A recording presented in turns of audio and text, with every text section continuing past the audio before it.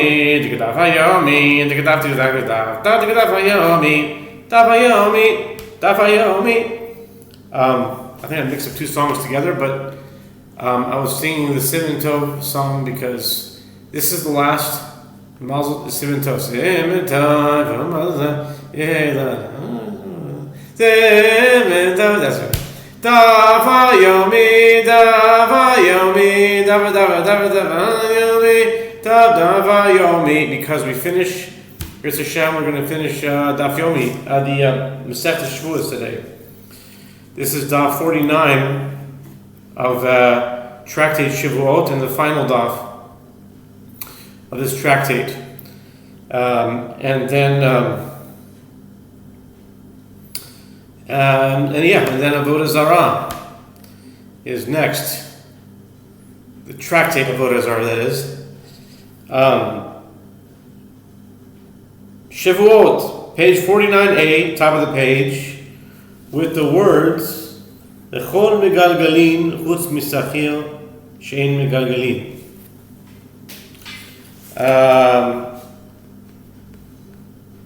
Rav Chizda Amar L'kol ein makilin chutz misachir lemakilin mai benayu ik benayu liftoch lo. Any oath, including one incurred by rabbinic law, may be extended to render the person who takes it liable to take an additional oath, except for the oath of the hired worker, which may not be extended, since the hired worker's oath was instituted only to alleviate the concerns of the employer. Rav Chizda says, for everyone, the sages are not lenient in that they extend any oath they incur to impose upon them additional oaths, except for a hired worker for whom they are lenient. They are lenient. The Gemara asks, what is the difference between the rulings of Rav Huna and Rav Chizda? The Gemara answers, there is a practical difference between them as to whether the court initiates extending an oath for him, meaning even when the other litigant has not suggested it, the court extends the original oath to include an oath about other claims. V'ashvit mishametet kule manaharim mili amar Rav Gid Marav Diomar kol v'zedrash mito v'afilu dibor mishametes hadran alach kol hanishboim. The Mishnah teaches the sabbatical year abrogates the obligation to take an oath about a debt, just like it abrogates a debt. The Gemara asks, from where is this matter derived? Rav Gizl says that Rav says it is derived from the fact that the verse states, and this is the matter of the release. Every creditor shall release that which he has lent to his neighbor. He shall not exact it of his neighbor and his brother, because the Lord's release has been proclaimed. Deuteronomy 15:2. Since the word devar also means statement, this teaches that the sabbatical year releases, meaning abrogates even a statement, meaning an oath. Hadrad alach kol ishba'in, we shall return to you, kol ishba'in. And now we start the last chapter of Shevuot, which will be the last page of Shevuot, which is called Arba Shomrin Hen. 4 types of Bela. This is like Bav Metzia, like Hamafkid, or pretty much.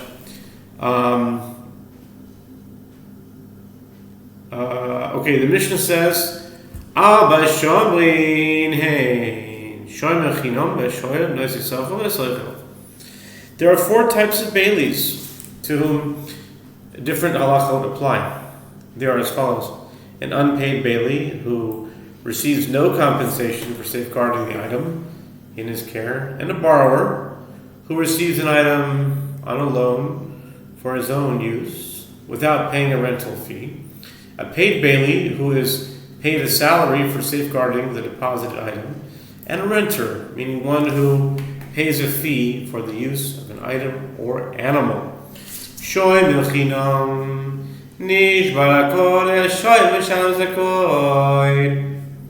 In the event that one of these bailees is unable to return the deposited item to its owner, the halacha with regard to liability is dependent upon what happened to the item and upon the type of bailee. An unpaid bailee takes an oath attesting to the fact that he was not negligent with the care of the item and is then exempt from liability for everything, meaning for all types of damage, whether the item was lost, stolen, damaged, or if the animal died. Conversely, a borrower does not have the option of taking an oath and pays for everything, whether the item was stolen, lost, damaged, or the animal died, even if it was by unavoidable accident. The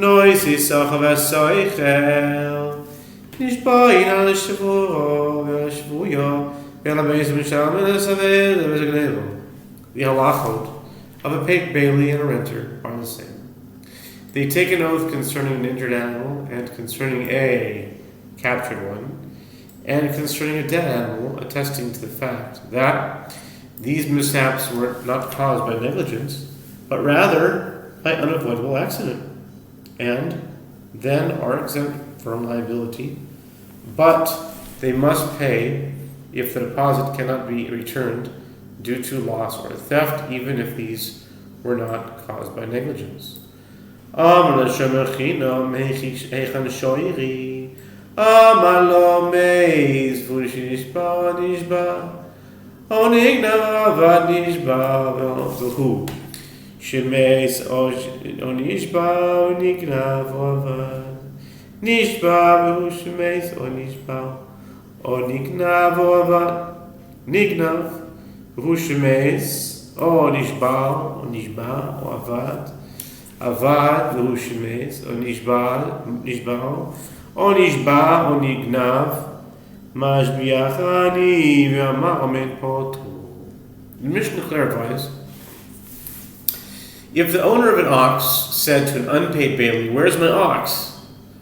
and the unpaid bailee said to him, "It died," but the truth was it was injured or captured or stolen or lost, or if the bailee responded, "It was injured, but the truth was that it died," or was captured or stolen or lost, or if he responded, "It was captured, but the truth was that it died or was injured or stolen or lost," or if he responded, "It was stolen, but the truth was that it died or was injured or captured or lost," or if he responded, "It was lost, but the truth was that it died or was injured or captured or stolen," in any of the above cases, if the owner of the ox then said, "I administer an oath to you concerning your claim," and the unpaid bailee said, "Amen," he is exempt from bringing a guilt offering despite the fact that he took a false oath.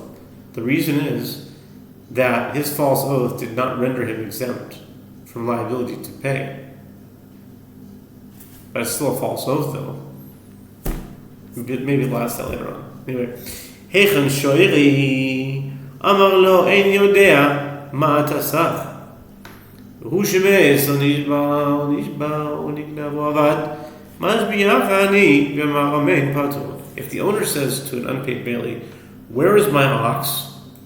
and the unpaid bailee said to him, "I do not know what you are talking about," but the truth was that it died or was injured or captured or stolen or lost, and the owner said, "I administer an oath to you concerning your claim," and the unpaid bailee said, "Amen," he is exempt from bringing a guilt offering since he would not have been liable to pay in any of these cases. But still, I have a question. It's me asking now.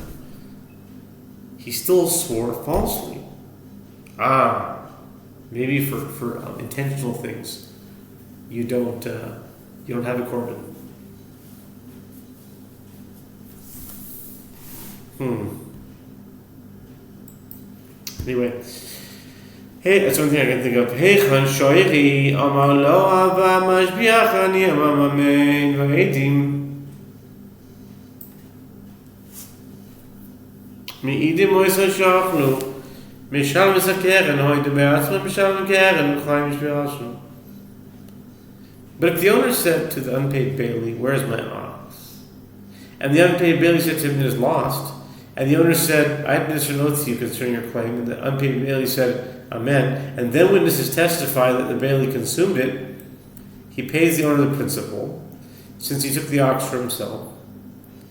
But if there were no witnesses, but after he took the oath, he admitted of his own accord that he stole the ox and took a false oath, then he pays the owner the principal and the additional and fifth payment, and he brings a guilt offering to achieve atonement, as in any other case where one takes a false oath with regard to a deposit. So you do bring a guilt offering if you take a false oath with regard to a deposit. That's a very good trivia to know. For intentional sin, if you take a false oath with regard to a deposit, you bring a guilt offering. He brings a guilt offering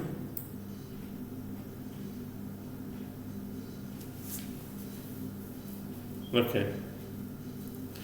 Heichen shoiri.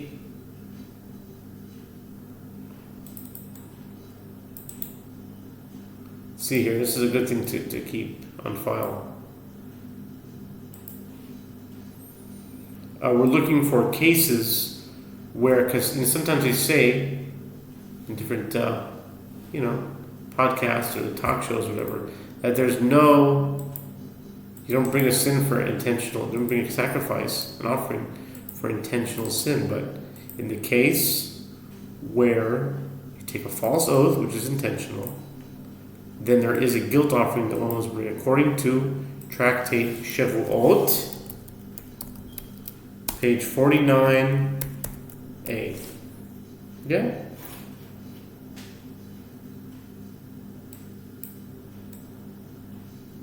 A guilt offering to achieve atonement. Guilt offering to achieve atonement. Okay. Heichen shoiri ve'omar lo yidignav v'shpiachani v'yamar amayved meidno v'shinignav v'misham t'shlumi kefel hodam yatzmo mishalem keren v'choymesh Yehoshua.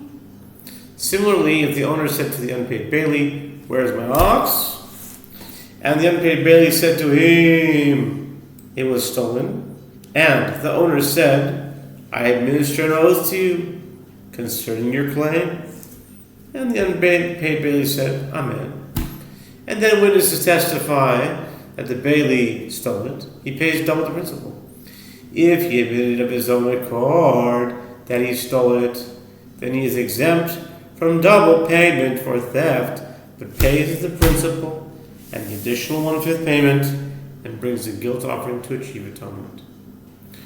Amarecha bashuk, heichen shoiri shegnavto, hiroimer lo gnavti, yaidim midino sheganavu, misham shegevno, tavrumacha misham shtuna b'chamisho, yaidim shemisham shbinvoin, Amar ganavti, aval lo betrachti, velo macharti, el eino mishalem, el keren. If the owner of an ox said to someone in the marketplace, being a stranger, who was not a bailey, "Where's my ox that you stole?" and the accused says, "I did not steal it," and then witnesses testify that the accused did in fact steal it, he pays the double payment. If he slaughtered or sold it, he pays fourfold or fivefold. If the accused saw witnesses that were approaching to testify against him, and at that point he said, "I admit that I stole the animal, but I did not slaughter or sell it," he pays only the principal. If the owner said to a borrower, "Where's my ox?" And the borrower said to him, and now we turn to page 49b. Memtesum base, with the word base. Yehoshua nishbao niknavo ba nishbao shemeso nishbao niknavo ba nishbao shemeso nishbao o niknavo avad niknavo shemeso nishbao nishbao o avad vehu shemet o nishbao o nishba o niknav mashbiacha ani. It died, but the truth was that it was injured, or captured, or stolen, or lost, or if he responded, it was injured, but the truth was that it died, or was captured, or stolen, or lost. Or if he responded, it was captured, but the truth was that it died, or was injured, or stolen, or lost. Or if he responded, it was stolen, but the truth was that it died, or was injured, or captured, or lost. Wow, they're going through all the combinations. Or if he responded, it was lost, but the truth was that it died, or was injured, or captured, or stolen. In any of the above cases, if the owner of the ox said, I administer an oath to you concerning your claim, and the borrower said, Amen, he is exempt from bringing an offering for his false oath, since the oath did not render him exempt from liability to pay. He would have been liable to pay in any case. Heichen shoiri amado en yudem adasach behu shemezo nishbao niknav ne'evad meshbiachani emarben chayam. But if the owner said to the borrower, where's my ox? And the borrower said to him, I do not know what you are talking about. But the truth was that it died, or was injured, or captured, or stolen, or lost. And the owner said, I administer an oath to you concerning your claim. And the borrower said, Amen. The borrower is liable to bring a guilt offering as he took an oath that would render him exempt from liability to pay.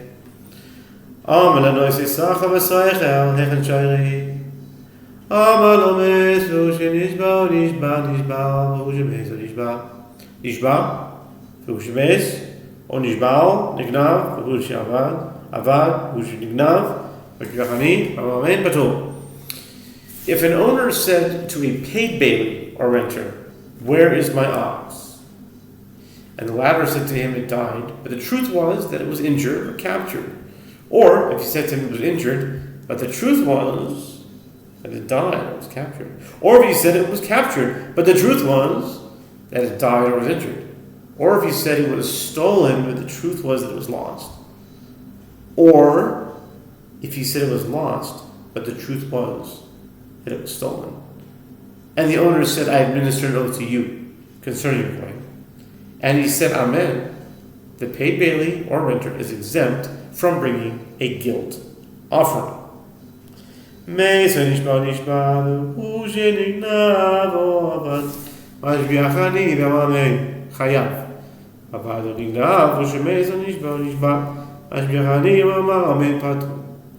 the paid bailey or renter said it died or was injured or captured, but the truth was that it was stolen or lost, and the owner said, I administer an oath to you concerning your claim, and he said, Amen, the paid bailey or renter is liable to bring a guilt offering.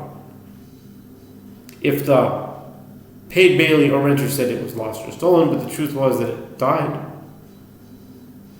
or was injured or captured, and the owner said, I administer an oath to you concerning your claim, and he said, Amen, he is exempt from bringing a guilt offering. Ze'akla. This is the principle. Kol hamishani mechoyve lechoyve umipato lepato umipato lechoyve pato lechoyve lepato chayav. Ze'akla. Kol hanishba lehakel al atzmo chayav leachmir al atzmo pato. This is the principle. Anyone who changes from the claim of liability to another claim of liability, or from the one claim of exemption to another claim of exemption, or from a claim of exemption to a claim of liability, is exempt from bringing a guilt offering. If he changes from a claim of liability to a claim of exemption, he is liable. this is the principle. Anyone who takes an oath to be lenient with himself, he is liable. And if he takes an oath to be stringent with himself, he is exempt. And that's the Mishnah. And the Gemara says, Zok the Gemara man Tana Awa Shamri. The Gemara asks, who is the Tana who taught that there are 4 types of baileys?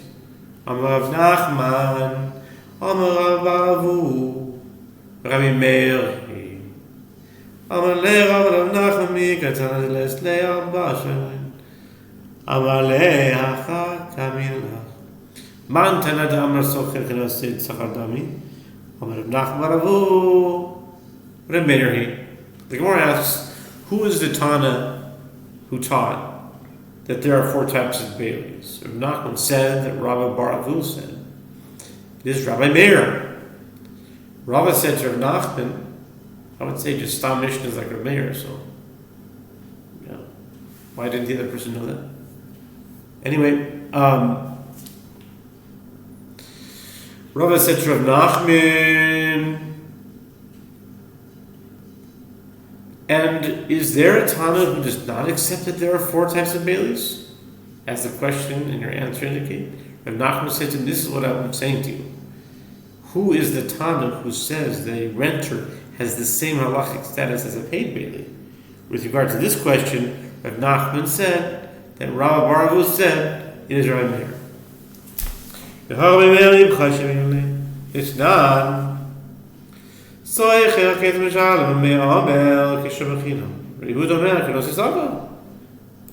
Direct contradiction. The Gemara challenges, but we have heard that Rabbi Meir says the exact opposite, as it is taught in Brighton. How does a renter pay? Rabbi Meir says he pays like an unpaid bailey. Rabbi Yehuda says he pays like a paid bailey. The Gemara explains Rabbi Bar Avu taught this Braita while reversing the opinions, stating that Rabbi Meir is of the opinion that a renter is like a paid bailey. Therefore, he said that the Mishnah is in accordance with the opinion of Rabbi Meir. He taught the Braita while reversing the opinions. He says the opposite of that. Who does that? Who says this is what he says and I really meant the opposite? Who does that? And why would he do that? But anyway, that's what they say he did. Hani albahavi avu shloi shavu.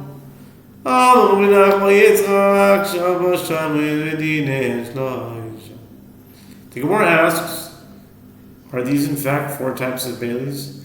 They are actually only 3, as the halacha relating to a paid bailey and a renter are identical. Nachman Bar Yitzchak said, there are indeed 4 types of baileys with regard to the manner in which they accepted the deposit, but only 3 halachot applied to them. Amar Shomer kule, Hechen Shoeri kule, Amar Echad Bashuk kule, Amar Shomer kule, Hechen Shoeri, Amar Lo Ein Yodea Ma Atasach kule, Amar Rav B'chulan P'turin Mishvuat Shomrin V'chayavin Mishum Shvuat Bitui U'Shmuel Amar Af P'turin Mishum Shvuat Bitui. The following cases were related in the Mishnah. If the owner of an ox said to an unpaid bailey, "Where's my ox?"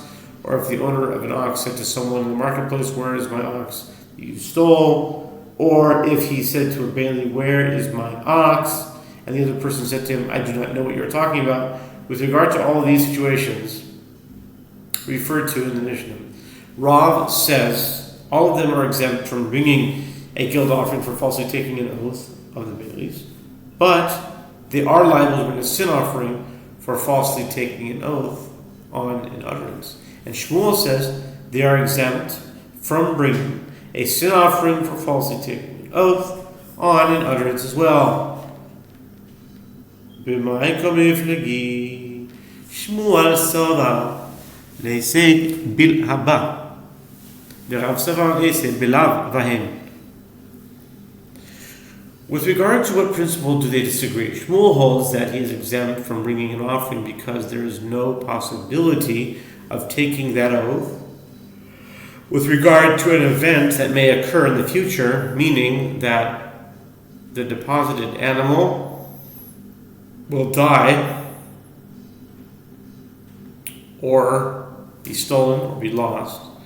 And Shmuel holds that one is not liable for taking an oath on an utterance in the case of any oath that one cannot take with reference to the future.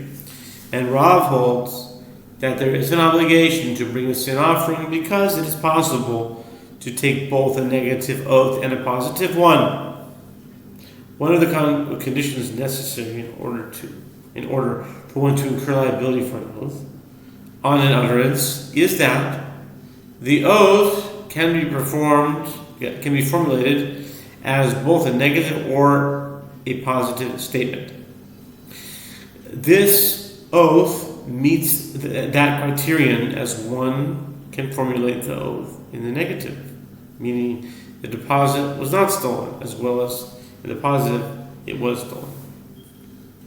V'ha'abligi, v'ha'abligi, v'ha'abligi, v'ha'abligi, abligi, lai lai lai lai lai, lai lai lai lai lai, lai lai lai lai lai lai, lai lai lai lai lai lai.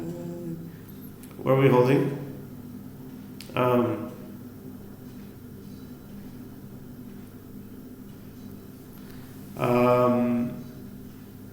Shevuos.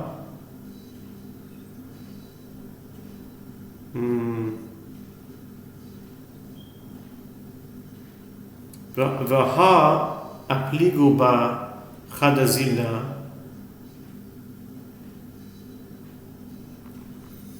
v'maikim mifligi.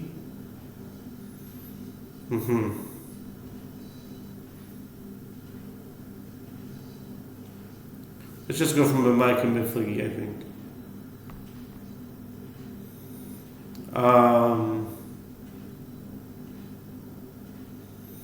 B'maikim Shmuel Sofer leisa bilhaba Rav Sofer itzad bilhaba. Oh, we said this already, yeah.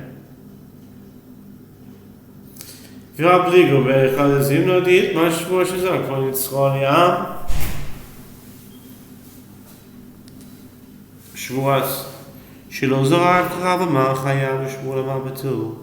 רב אמר חייב דאיתה בלאו והן ושמואל אמר פטור. דילתה בלהבה. The Gemara challenges, but they already disputed this question on another occasion, C25a, as it was stated with regard to one who says, on my oath so-and-so threw a stone in the sea, or on my oath he did not throw it. Rav says that if it was later discovered that this statement was false, he is liable to bring an offering for his oath. And Shmuel says he's exempt. Rav says that he is liable, as the oath can be positive or negative.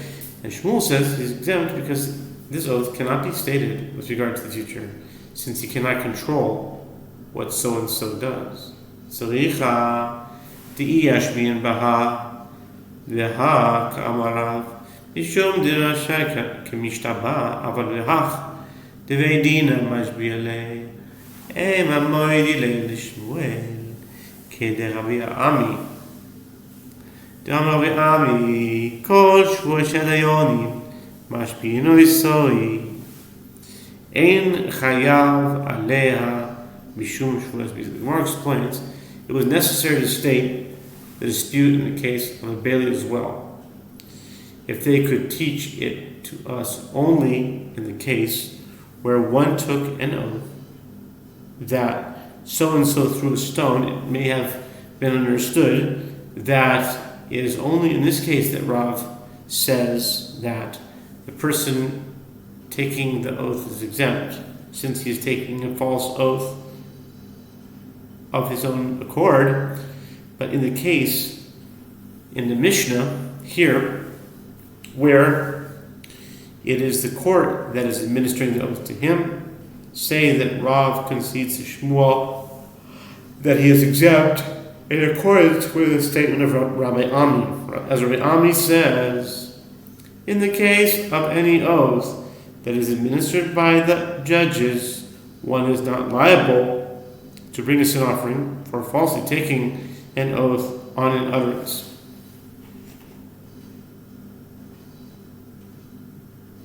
Okay. Rabbi Ami says, in the case of any oath that is administered by the judges, one is not liable to bring a sin offering for falsely taking an oath on an utterance.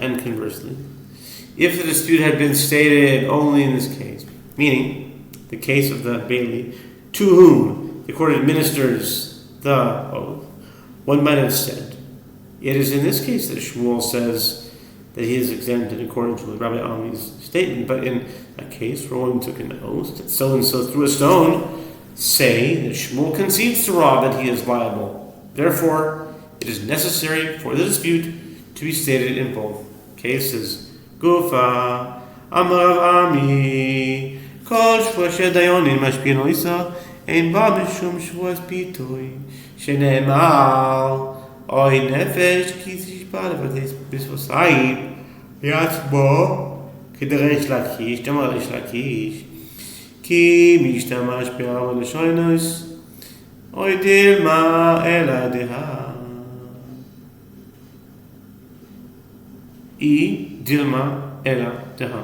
Having mentioned Rabbi Ami's ruling, the Gemara discusses the matter itself. Rabbi Ami says, in the case that any oath that is administered by the judges, one is not liable for falsely taking an oath on an utterance as it is stated in the verse, or if anyone swears clearly with his lips to do evil or to do good, whatever it is, that man shall utter clearly with an oath, and it is hidden from him.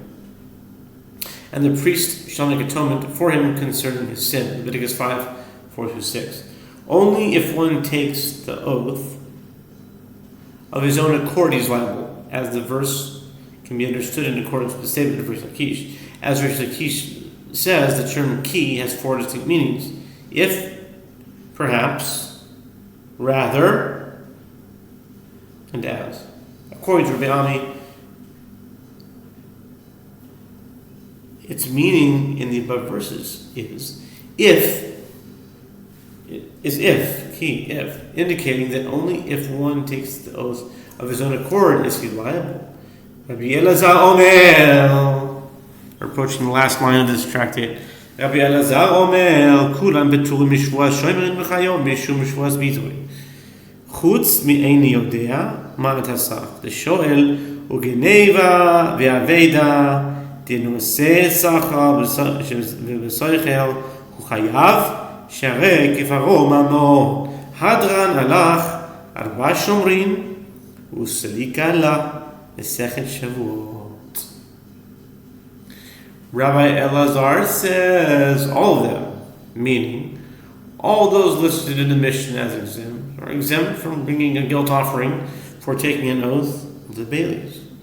But they are liable to bring us an offering for taking an oath on an utterance except for a borrower who says, I do not know what you are talking about, and a paid bailee, or a renter who claims that the deposit was stolen or lost. In these cases, the bailee is liable for taking an oath of the baileys as he denied a monetary claim, meaning that he wanted to render himself exempt from liability to pay. This halacha is in accordance with the opinion of Rav. This chapter explained that the bailee who makes a false claim and takes an oath to that effect is not always liable for falsely taking an oath of the baileys.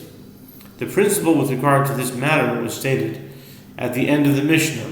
Any bailee who makes a false claim that would in any case not render him exempt from the liability to pay and takes an oath to that effect is not liable for falsely taking an oath of the baileys. Hadron Alach Arba Shamrin Uslik Allah Shevuos. We have completed the chapter of Arba Shamrin, and we have completed Tractate Shevuot.